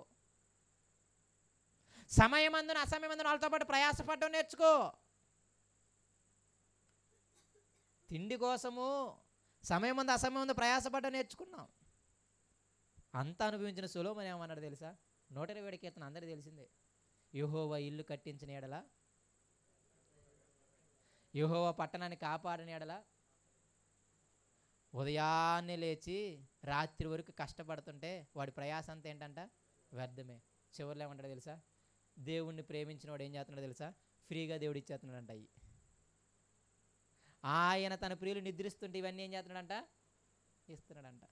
నువ్వు ఉదయం 6ంటికి వెళ్ళి నైట్ 12 దాకా కష్టపడితే నీ ఫ్యామిలీ పోషింపబడి నీ అవసరాలు తీరితే, దేవునికి ఇష్టంగా ఉన్నాడు 9ంటికి వెళ్ళి 6 దాకా చేసుకొని తర్వాత 1-2 గంటలు దేవుని పని చేసుకుంటే ఆడు చక్కగా బతికేస్తున్నాడంట. అది దాని అర్థం. శ్రమ పడొద్దన్నది ఆయన ఉద్దేశం కాదు. మీ ధ్యేయం అదే ఇవ్వకూడదు. అరే నేను దేవునిలో బతకడానికి అవసరం, నేను ఇంకొకరికి మాదిరిగా ఉండడానికి అవసరం, నా అవసరాలు తీర్చుకోవడం అవసరం. ఆయన శ్రమ పడొద్దు లేకపోతే సోమరులుగా ఉండమని ఆయన కాన్సెప్ట్ కాదు. మీ ధ్యాసకి దాని మీద ఉండకూడదు. ఏ రోజుకు ఆ రోజు అనుకోవాలి, ఈరోజు నేను ఏం చేశాను దేవుని పని, ఈరోజు నేను దేవుని కోసం ఏం చేశాను, ఈరోజు ఏమైనా 1 గంట వాక్యం చదివానా, లేకపోతే ఇంకొక రోజు ఏమైనా నేను ప్రార్థన చేశానా, ఇంకొక రోజు ఎవరన్నా మందిరానికి వెళ్ళానా, ఇంకొక రోజు ఎవరన్నా సహోదరి ఇంటికి వెళ్ళానా, వాళ్ళతో పాటు గడిపానా, వాళ్ళని ఏమైనా పరామర్శించానా? అసలు ఇవేమీ లేకుండా నేను బాగున్నాను అంటే అదంతా ఏంటి తెలుసా? నీ యొక్క నా యొక్క భ్రమ. నీ యొక్క నా యొక్క ఏంటిది? భ్రమ. ఎంతమంది మీ ప్రతిరోజు తన సిలువను ఎత్తుకొని వెంబడిస్తానని చెప్పండి? ప్రతిరోజు అన్నాడండి. వారానికి ఒకరోజు ఎత్తుకోవడమే కష్టమైపోతుంది, నెలకు ఒకరోజు ఎత్తుకోవడమే కష్టమైపోతుంది. ఇవన్నీ ఆలోచిస్తే మనందరి శ్రమలకి, మనందరి కుటుంబాల్లో ఉన్న వ్యక్తుల పరిస్థితులను బట్టి ఇగో నీ యొక్క నా యొక్క అల్ప విశ్వాసమే కారణం అనిపిస్తుంది.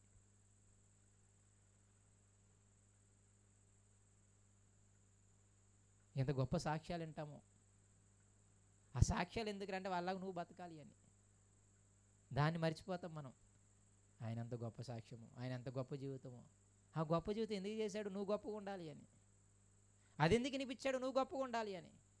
అవన్నీ చదువుతున్నప్పుడు ఆ పౌలు గారి గురించి, తిమోతి గురించి చదువుతున్నప్పుడు ఆ త్యాగాలు నువ్వు నేను చేయాలి అని. యేసయ్య అలా చనిపోతున్నాడు, ఎందుకు చనిపోయాడు, అదంతా ఎందుకు చూపిస్తున్నాడు? అలా బలలో చేతులు వేసేటప్పుడు ఏం చేసుకోవాలి అని 1 యోహాను పత్రికలో ఎంత క్లియర్గా చెప్పాడు చెప్పండి. యేసయ్య తన సహోదరులను ప్రేమించి ప్రాణం పెట్టాడు, మనం కూడా ఏం చేయాలంట? మన సహోదరుల నిమిత్తం ఏం పెట్టబద్దులమై ఉన్నాం? సిగ్గుండాలి మనకి. బల్ల తీసుకున్నప్పుడు అది చెయ్యాలి మనం. ఇదిగో శరీరము రక్తము మన చేతిలోకి వస్తున్నప్పుడు అనేక మంది లోకంలో నశించిపోయి వాళ్ళందరిని రక్షించడానికి యేసయ్య ప్రాణం పెట్టాడు కదా, అంత శ్రమ పడ్డాడు కదా, ఆయన శరీరం అంత శ్రమ పడింది కదా, ఆఖరి రక్తపు బొట్టు వరకు వాళ్ళని రక్షించడానికే ఆయన శ్రమ పడ్డాడు కదా. మరి ఆయన శరీరాన్ని రక్తాన్ని తిని త్రాగుతున్న నీవు నేను ఇప్పుడున్న లోకంలో నశించిపోతున్న వీళ్ళందరి సహోదరుల కోసం ప్రాణం పెట్ట బద్దులమై ఉన్నామని జ్ఞాపకం చేసుకోవాల్సింది మరిచిపోయి తిని ఇంకొంచెం నష్టం తెచ్చుకుంటున్నామేమో అనిపిస్తుంటుంది. తినకపోతే 2 అంతలు, తింటే ఒక వంతు. తినకపోతే బాగుంటుందని చేతులు దులుపుకుంటున్నారేమో. అది మరింత శిక్ష. పశ్చాత్తాపడి ఇంకొకరోజు చేయనంటే మంచిదేమో. ఏమి జ్ఞాపకం వస్తున్నాయి? ఆయన వెంబడించాలంటే తన సిలువను ఎత్తుకుని వెంబడించాలని చెబుతున్నాడు ఆయన క్లియర్గా. ఇంకా తల్లిదండ్రులు, భూములు, తల్లిదండ్రులు వీళ్ళందరూ వదలకపోతే నా పాత్రుడు కాదని చెప్తాడు కింద. 14 అధ్యాయం 27 వచనంకి వెళ్తే 14 అధ్యాయం 27 చూడండి. మూసేశారు అందరూ, నన్ను తిట్టుకుంటారు ఇక. మన టైం 7:30, మీరేమి ఇబ్బంది పడాల్సింది లేదు. 14 అధ్యాయం 27 అనుకుంటా, చదవండి ఒకసారి. లోకాసు వార్త. మీ అందరికి తెలిసిన మాటలు అవి, తెలియని మాటలేం కాదు.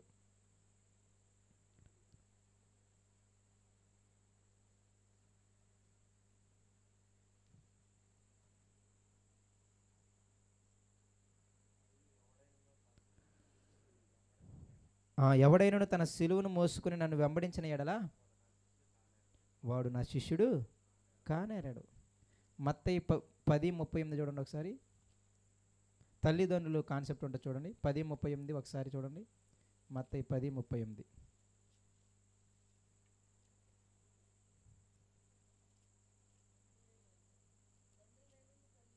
అక్కడ చూడండి, ఆ కాన్సెప్ట్లో మాట అంటాడు. తండ్రినైనను తల్లినైనను నాకంటే ఎక్కువగా ప్రేమించువాడు నాకు పాత్రుడు కాదు. ఎంత క్లియర్గా చెప్పాడు చూడండి 37వ వచనంలో. తండ్రినైనను తల్లినైనను నాకంటే ఎక్కువగా ప్రేమించేవాడు నాకు పాత్రుడు కాడు. కుమారునైనను కుమార్తెనైనా నాకంటే ఎక్కువగా ప్రేమించేవాడు నాకు పాత్రుడు కాడు. తన సిలువను ఎత్తుకొని నన్ను వెంబడింపనివాడు నాకు పాత్రుడు కాడు. అంటే అక్కడ ఇంటెన్సిటీ చెబుతున్నాడు. ఊరే నువ్వు ఎంతగా దేవుని రాజ్యంలో పనిచేయాలి తెలుసా? అవసరమైతే తల్లిదండ్రులు కూడా వదిలిపెట్టని వాడు నాకు పాత్రుడు కాదన్నాడు ఆయన. అంత ఇంటెన్సిటీతో ఉంటే వాళ్ళు ఎలమన్నా వెళ్ళే స్థితి లేదు మనకి, అవునా కదా? వెళ్ళమని చెప్పే స్థితి తల్లిదండ్రులకి లేదు, వెళ్ళాలనే స్థితి పిల్లలకి లేదు. ఎంతగా ఆడికి లోకంతో వాళ్ళు బాగా చూడాలి, వాళ్ళు బాగా అనాలి. శ్రమ పడడానికి ఎవడు ఇష్టపడట్లేదు. అందరూ పొగుడుతున్నారని మీరు దేవుళ్ళు లేరని బాధ. పౌలు లోకానికి వెరువాడిగా కనిపించాడు. మన లోకానికి అందరికి మంచిగా కనపడుతున్నట్టు అర్థం ఏంటి తెలుసా? ఆడదపడి కలిసిపోయామని అర్థం. మంచి పేరు కోసం ఎక్కువ ప్రాకులాడమాకండి. అందరూ పొగడాలని ఎక్కువ ప్రాకులాడమాకండి. అందరూ నా గురించి మంచి సాక్ష్యం ఇస్తారండి. వీడు మాత్రం ఏం చేస్తాడు తెలుసా? ఆదివారం వెళ్ళి వచ్చి కూర్చొని తిని మళ్ళీ తీసేయాలనుకుంటాడు అనమాట. ఎదుటివాడు నిన్ను పోనీయాలని నీకేంటంట? నిన్ను కొనియాడినప్పుడు నీకేమన్నాడు? శ్రమ అన్నాడు. ఒరే లోకస్తుడికి నువ్వు వెర్రివాడిగా కనపడాలి, లేకపోతే వాడు నువ్వు ఒకటయ్యారని.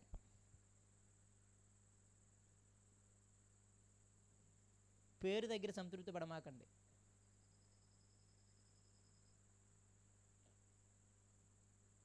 శ్రమ పడాలి, కష్టపడాలి, దేవుడి మీద విశ్వాసం ఉంచాలి. దేవుడు లేకపోతే మనం ఏం చేయలేం. ఇవన్నీ దయచేసేది ఎవరంట? దేవుడు. ముందు ఆయనలో బతకడం నేర్చుకోండి. ఆయన చేయమన్న పనులు చేస్తున్నామో లేదా చెక్ చేసుకోవడం నేర్చుకోండి. లేకపోతే మీరు, నేను, మీ కుటుంబాలు, నా కుటుంబం అందరం కలిసి ఏమవుతుందో తెలుసా? ఆ వేదంలోనే కొట్టబడి చచ్చిపోతాం చివరికి.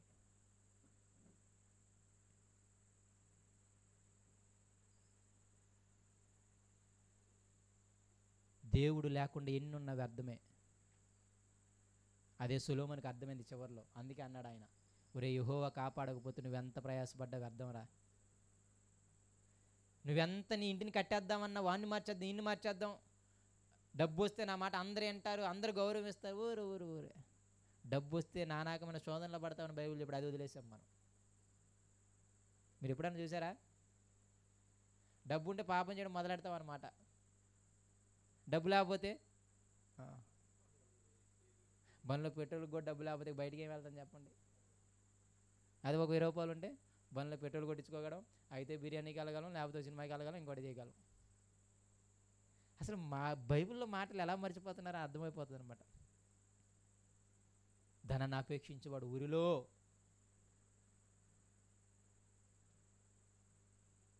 కానీ నేను ఇవన్నీ మీకు ఎందుకు తెలియచేస్తున్నాను అంటే, అసలు మనందరం దేవుని రాజ్యాన్ని, నీతిని వెతికే గుంపులో ఉన్నామా లేదా?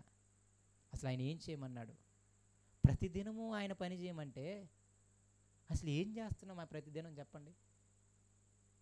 నిన్ను నన్ను పోషించుకోవడానికి మాత్రం రోజుకి 8 గంటలు కష్టపడుతున్నాం. ఆయన కోసం ఎంతసేపు కష్టపడుతున్నాం? ఇలాగే ఉండండి, జీవితాలను నాశనం చేసుకుంటాం మనం. ఆలోచించండి, దానికోసం చింతపడండి, దానికోసం బాధపడండి. దేవుని కోసం నేనేం చేయలేకపోతున్నానే, దేవుని కొరకు నేనేమి చేయలేకపోతున్నానే, దేవుని పిల్లలకి ఏం చేయలేకపోతున్నానే, దేవుని కోసం ఇంకా ఏం చేయలేకపోతున్నానే, నా వ్యక్తిగతంగా నేను దేవుళ్ళు సరిగ్గా ఎదగలేకపోతున్నానే, నా తోటి వారికి సువార్త చేయలేకపోతున్నాను, వాళ్ళ దేవుళ్ళకి నడిపించలేకపోతున్నానే. అసలు ఈ బాధ ఏ రోజు లేదు మనకి. ఒకడు మారు మనసు కోసం వెళ్ళి దేవుని దగ్గర ఏడ్చిన రోజులు లేవు. ఆడు మారలే అని సింపుల్గా చెప్తాం. ఏదో మార్చేది నువ్వు నేను అన్నట్టు చెప్తాం అనమాట మనం. లేకపోతే దేవుడికి చేత కాదని మనం సింపుల్గా చెప్తాం. ఎంత అల్ప విశ్వాసులో మనం. దేవా నీకు కూడా నీ వాళ్ళు కూడా కాదులే అని మార్చడం. నిజంగా ఎంత అల్ప విశ్వాసులమో, ఎంత అన్యజనులమో. రేపటిని గురించి చింతించమాకండి, రేపటి గురించి చింతిస్తుంది. మనకెందుకు బాధ చెప్పండి? ఏనాటికీడు మాత్రం ఏనాడు బాధ ఆనాడు పడండి చాలు. ఏనాడు దేవుని శిలువను ఆనాడు ఎత్తుకొని ఆయన కోసం శ్రమ పడండి. ఒకరోజు తిండికి సావండి, ఇబ్బంది ఏం లేదు. శ్రమ పడడం నేర్చుకోమంటాడు అనమాట. శ్రమ పడడం నేర్చుకోవాలి.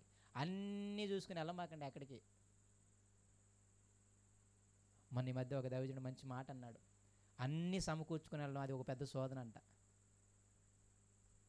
శిష్యులు వెళ్ళేటప్పుడు ఏం చేయమన్నాడంట? ఏమైనా సమకూర్చుకుని వెళ్ళమన్నాడా? మనం ఏదైనా ప్రేయర్కి వెళ్ళామంటే మన లగేజ్ ఎక్కువ ఉంటుంది, అవునా కదా? దుప్పటితో సహా, పేస్ట్తో సహా, అన్నీ ఎత్తుకెళ్ళిపోతాం. అసలు నిజంగా ఆయన చెప్పినప్పుడు నాకు చాలా ఆశ్చర్యం అనిపించింది. అంటే మనం శ్రమ పడడానికి ఇష్టపడట్లేదు అనమాట. అన్నీ సర్దుకుని వెళ్ళడం వేస్ట్ అని నేను అనట్లేదులే, కానీ ఎక్కువగా ధ్యాస పెట్టమాకండి. శిష్యులను పంపితే ఏమన్నాడు? మీరేమైనా పట్టుకెళ్తూ ఊరుకొని అన్నాడు. వెళ్ళండి, ఎవడన్నా పెడితే తినండి, లేకపోతే సైలెంట్గా ఆ రోజు శ్రమ పడండి. అంతేనే కదా? అయితే ఒకరోజు బిర్యానీ దొరుకుంటుంది, ఒకరోజు పస్తుని ఉంటుంది. దేవుడు భయం ఉన్నాడు, రండి రండి అని చెప్పి అన్నీ ఇచ్చేసి ఉంటాడు. దేవుని భయంలో పో అని ఉంటారు. అన్ని రుచి చూడాలి. అందుకే పౌలు అన్న మాట ఏంటి తెలుసా? ఉన్నత స్థితిలో ఉండడం నేను ఎరుగుదును, లేని స్థితిలో ఉండడం నేను ఎరుగుదును. ఎలా ఎరిగాడు అది? వెళ్ళేటప్పుడల్లా సామాన్ వేసుకెళ్ళలేదు వెనక. ఆ సేవకుడు 60 ఏళ్ళ వయసులో చెబుతున్న మాట, నేను కూడా ఈ శోధనలో చాలా రోజులు పడ్డానండి అని. వెళ్ళే వాళ్ళం ఎలా వెళ్ళాలి? అన్నీ సమకూర్చుకొని అన్నీ సమకూడి వెళ్తానంటే అవ్వదు. దేవుని పనికి అన్నీ సమకూర్చబడవు. అన్నీ సమకూడితే నేను వెళ్తాను అంటే జీవితంలో నువ్వు దేవుని పనికి వెళ్ళలేవు. మనందరం చాలా శోధనలో ఉన్నామని తెలియక బతికేస్తున్నాం. దేవుడి మీద ఆధారపడండి. ముందు ఆయన రాజ్యాన్ని, నీతిని వెదకండి, కష్టపడండి, శ్రమ పడండి. ఆయన ఏం చేయమన్నాడో తెలుసుకోండి. ప్రతిరోజు పడుకున్న ముందు నేను ఈరోజు దేవునికి ఏం చేశాను ఆలోచించండి. వాక్యం చదివానా? ప్రార్థన చేసుకున్నానా? తోటి వ్యక్తికి ఏమన్నా దేవుని మాటలు చెప్పానా? ఏమన్నా పరిచర్యలో పాల్గొనానా? నేను శ్రమ పడ్డానా లేదా? ఆలోచించకపోతే మీ జీవితాలు మీరే, మీ కుటుంబాలను మీరే నాశనం చేసిన వాళ్ళు అవుతారు. కండిషన్ చాలా క్లియర్గా పెట్టాడు. రేపు చింతించడం వల్ల రూపాయి రాదు. మీ ఎత్తుమూరుడు ఎక్కువ చేసుకోమన్నాడా? చేసుకుంటాడన్నారు ఏమన్నా? ఏముండదు. ఆయన రాజ్యాన్ని, నీతిని వెతికితే తర్వాత మన అవసరాలు ఆయన తీరుస్తానన్నాడు. అది కండిషన్. చివరి మాట చెప్పి నేను ముగిస్తా, బైబిల్ అని తీని. కానీ దేవుడు ఫస్ట్ నుండి కాన్సెప్ట్ ఏంటి తెలుసా? ఏ రోజు ఆ రోజే. మన్నా ఏ రోజు ఆ రోజు తీసుకోమన్నాడా? ఇంకో రోజు పూడ్చుకోమన్నాడా? అర్థమైంది నాకు అది ఆలోచించినప్పుడు. దేవుడు ఫస్ట్ నుండి కాన్సెప్ట్ అదే. అసలు మన్నాని ఏ రోజు ఆ రోజు ఏరుకోమని ఎందుకు పెట్టాడు చెప్పండి మీరు? అది చాలా క్లియర్గా రాసి ఉంటుంది. నిర్గమకాండండి. దేవుని ధర్మశాస్త్రాన్ని పాటిస్తారో లేదో పరీక్షించడానికి ఆయన ఏ రోజు మన ఆ రోజు ఏరుకోమన్నాడంట. ఏంటంట? దేవుని ధర్మశాస్త్రం. ఏంటి ధర్మశాస్త్రం? అరే నాయన 6 రోజులు ఏరుకోండి, 7వ రోజుకి 6వ రోజు ఏరుకోండి, 7వ రోజు మాత్రం వెళ్ళమాకండ్రా అని ఆ మాట ఉందో చూసారా? ఆ మాటను పాటిస్తారో లేదో అని పరీక్షించడానికి వెళ్ళాడు అనమాట. కానీ వీళ్ళందరూ ఏం చేశారు తెలుసా? 7వ రోజు కూడా మొదలెట్టారనమాట. కానీ ఎక్కువ కూర్చున్నవాడికి ఏమన్నా అయిందా? ఉదయానికి పురుగులు పట్టిపోయింది.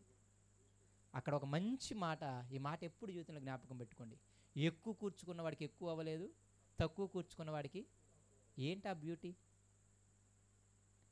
తక్కువ కూర్చున్నవాడికి తక్కువ అవ్వాలా లేదా? ఎక్కువ కూర్చుకున్నవాడికి ఎక్కువ అవ్వాలా లేదా? మరి అదేంటి? తక్కువ కూర్చుకున్నవాడు తక్కువ అవ్వలేదంట. ఎవడు మిగతాది పూరించాడు మరి? ఎక్కువ చేసుకున్నవాడిది ఎవడు పోగొట్టాడు? అంతేనే కదా. ఎక్కువ చేసుకున్నవాడిది పోగొట్టి ఉండాలి, పాడు చేసి ఉండాలి. తక్కువ చేసుకున్నవాడికి జమ వేసి ఉండాలి. లేదంటే ఎక్కువ కూర్చుకున్న దగ్గర లాగేసుకొని తక్కువ ఉన్నది దానికనే జమ వేసి ఉండాలి. ఎవడు చేశాడు ఈ పని?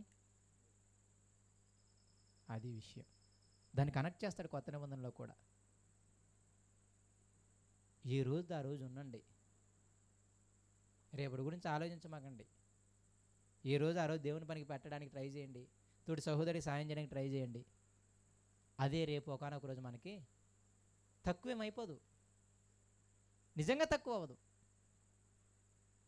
మనం ఎప్పుడైతే భయపడతామో మనకి తక్కువడం స్టార్ట్ అవుతుంది. 1, 2, 3 సార్లు చెక్ చేస్తాడు దేవుడు.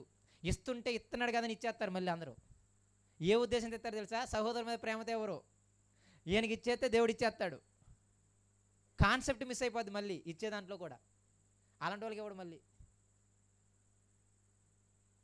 ఒక్కోసారి నువ్వు వేరేవాడికి ఇచ్చి నువ్వు లేని స్థితి అనుభవించాల్సి వస్తుంది. నీ సహోదరుడికి ఉన్నది పెట్టి నువ్వు బాధపడాల్సి వస్తుంది. కానీ ఒకానొక రోజు నీకు లేమేమి ఉండదు.